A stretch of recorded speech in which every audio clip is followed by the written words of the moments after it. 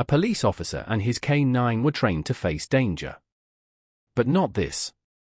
When a midnight explosion buried them under the ruins of a forest cabin, no one knew they were still alive. No one but a 10-year-old girl and her aging dog who heard the faintest sound through the storm.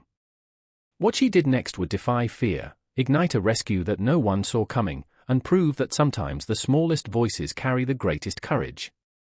Before we begin, tell us where you're watching from. And if this story moves your heart, please subscribe for more. The rain had stopped hours earlier, but Maple Hollow smelled of wet timber and cold earth.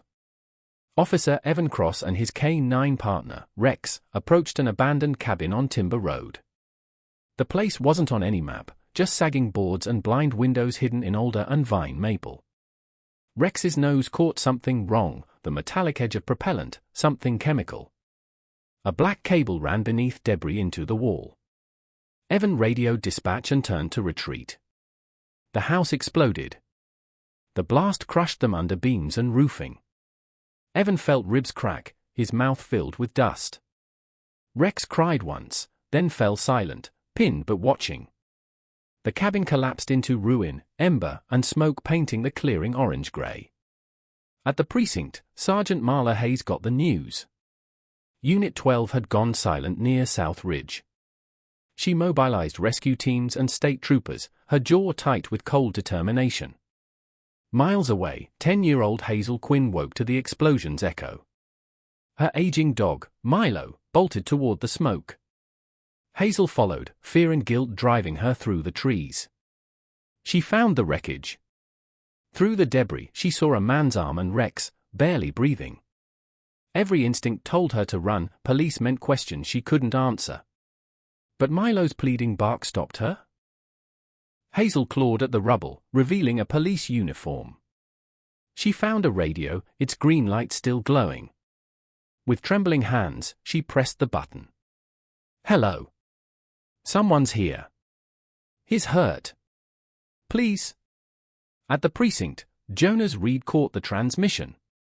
"That's not Cross," he said. Mara leaned in. "Boost the signal." Hazel's voice crackled through, "There's a man. He's bleeding. His dog, too. You have to come." Mara keyed her MIC. "This is Sergeant Marla Hayes." "Who am I speaking to?" I don't know. My name's Hazel.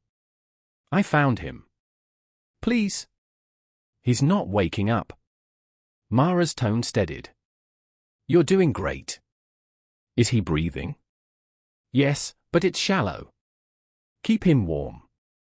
Help is coming." Hazel pulled off her thin sweater and covered Evan and Rex. Rain began again, soaking through her shirt. She held the radio like a lifeline. "They're coming," she whispered to the unconscious officer. "Don't leave." Mara coordinated the rescue while Deputy Lennox Ward tracked a dark pickup seen fleeing the area. The vehicle matched frequencies used by the North Trail smuggling ring. At the wreck site, Hazel stayed beside Evan, talking to him, covering him from the rain. Rex stirred, using his last strength to shield his handler. Sirens finally cut through the storm. Firefighters swarmed the clearing. Captain Alonzo Pike knelt beside Hazel. "You did good, kid. We'll take it from here." They freed Evan and Rex, loading them onto stretchers. Hazel collapsed from exhaustion. EMT Nora Alvarez wrapped her in a thermal blanket. "You saved their lives." Meanwhile, Mara and Lennox found a burned pickup truck, the escape vehicle. Agent Cole Harmon from the OBI joined them. They tracked tire marks to Mill Bridge, spotting another dark truck. A chase tore through the forest. Shots fired. Mara's windshield splintered. They forced the truck into a log. 2 men stumbled out. After a brief shootout, both were cuffed. "The house was supposed to bury everything," one admitted. "You were supposed to die up there." Mara's jaw tightened. "It didn't." "And you just confessed." At the hospital, Evan woke to find Rex beside his bed. Mara told him about Hazel. A 10-year-old girl refused to give up. "She saved you both." At the shelter, Hazel woke to Mara's voice. "You've had a long few days. Someone wants to see you." Milo bounded through the door, then Evan appeared with Rex. "You saved 2 lives that night, Hazel," Evan said. She shook her head. "I just didn't want anyone else to die in the rain." The words landed heavy. Both Mara and Evan carried ghosts, losses that rain had taken from them. 2 months later, autumn softened Maple Hollow. Hazel swept the porch of Mara's cottage, Milo beside her. Mara had taken her in. That evening, Evan and Mara led a raid on a warehouse near the Idaho border, North Trail's base. Inside, they found Martin Red Clay, the operations mastermind, surrounded by explosives. "You're standing on enough ammonium to turn this place into a crater," Red smirked. A gunfight erupted. Rex charged despite his healing leg, taking down an attacker. Evan severed the detonator cable. Mara shot near Red's shoulder, and Rex pinned him down. "You're done, Red," Mara said, cuffing him. Back in Maple Hollow, Hazel clutched the radio. "Finally, mission secure. All suspects in custody." She whispered to Milo, "They're coming home." Weeks later, the verdict rang out, life imprisonment for Martin Red Clay. Outside the courthouse, Mara faced the press. Justice gives the next generation a chance to live without fear.